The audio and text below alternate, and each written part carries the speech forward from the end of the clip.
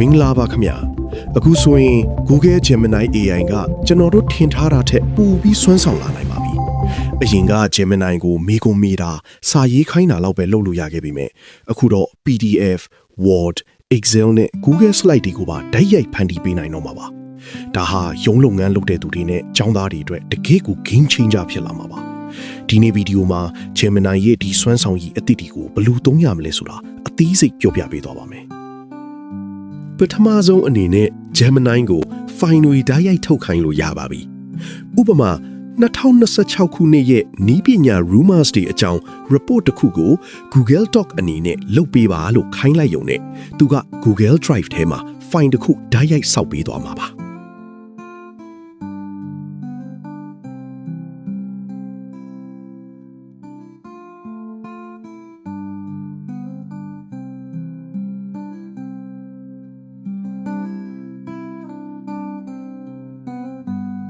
အဲ့ဒါတွေမကသေးပါဘူးရလာတဲ့ဖိုင်ကို preview ကြည့်လို့ရသလိုတခါတည်း link နဲ့ဝင်ပြလို့လည်းရပါတယ်အကယ်၍သင်က Microsoft Office သုံးစွဲသူဆိုရင်လည်း .docx ဒါမှမဟုတ် .pptx ဖိုင်တွေအနေနဲ့ပါ download ဆွဲလို့ရအောင်လုပ်ပေးနိုင်ပါတယ်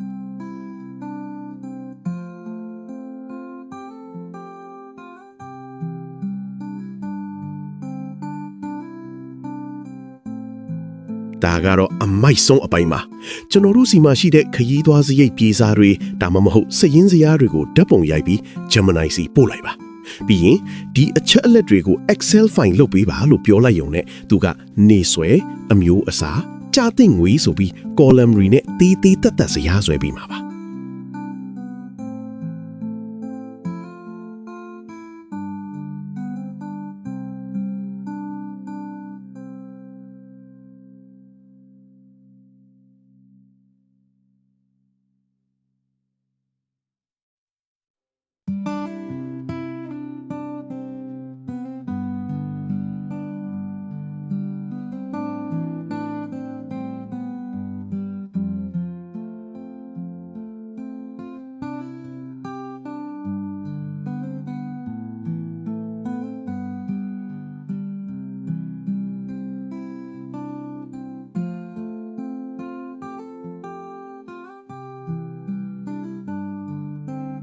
နောက်ပြီး Canvas ဆိုတဲ့ feature အသစ်နဲ့အဲ့ဒီ data တွေကို dashboard ပုံစံမျိုးမျက်စိထဲမြင်သာအောင်ပါ visualize လုပ်ပေးနိုင်ပါသေးတယ်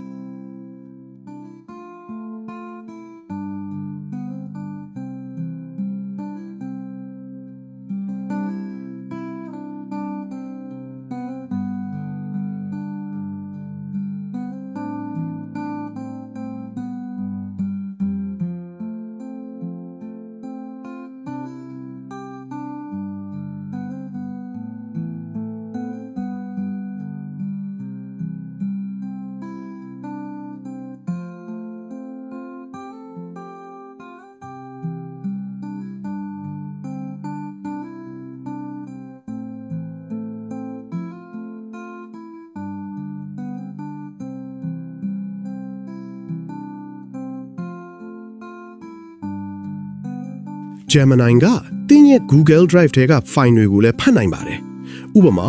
ငါရဲ့ Drive ထဲကအသုံးစရိတ် file ကိုကြည့်ပြီးဘယ်နေရာမှာပတ်စံအသုံးအများဆုံးလဲဆိုတာကို graph တွေနဲ့ PDF report ထုတ်ပေးပါလို့ခိုင်းလို့ရပါတယ်။ AI ကအချက်လက်တွေကိုခွဲခြမ်းစိတ်ဖြာပြီးရှင်းလင်းတဲ့ PDF file တစ်ခုကိုစက္ကန့်ပိုင်းအတွင်းထုတ်ပေးမှာပါ။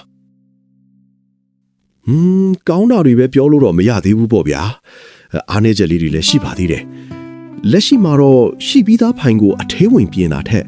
ပြင်ဆင်ပြီးသားဖိုင်အသစ် version 2တစ်ခုအနေနဲ့ပဲထပ်ခါဆောက်ပေးတတ်ပါတယ်။နောက်ပြီး PowerPoint တွေမှာ design ပိုင်းကအခုထိတော့တိတ်ပြီးအရန်ကြီးမလှသေးဘူးလို့ပြောရမှာပါ။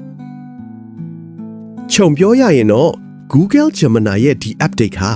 AI ကိုစာရိုက်ရုံတင်မဟုတ်ပဲတကယ်အလုပ်လုပ်ပေးတဲ့လက်ထောက် agent တစ်ယောက်ဖြစ်လာအောင်တွန်းပို့လိုက်တာပါပဲ။ခင်ဗျားတို့ရောGemini ရဲ့ဒီ feature အသစ်ကိုဘယ်လိုမြင်ကြလဲအောက်က comment မှာရေးပေးခဲ့ကြပါဦးဒီလိုမျိုးနီးပညာသတင်းတွေကိုအမြဲသိရအောင်ကျွန်တော်ရဲ့ channel ကို subscribe လုပ်ထားဖို့မမေ့နဲ့ဦးနော်နောက်ဗီဒီယိုမှာပြန်တွေ့ပါမယ်အားလုံးပဲတာယာသောနေ့လေးဖြစ်ပါစေ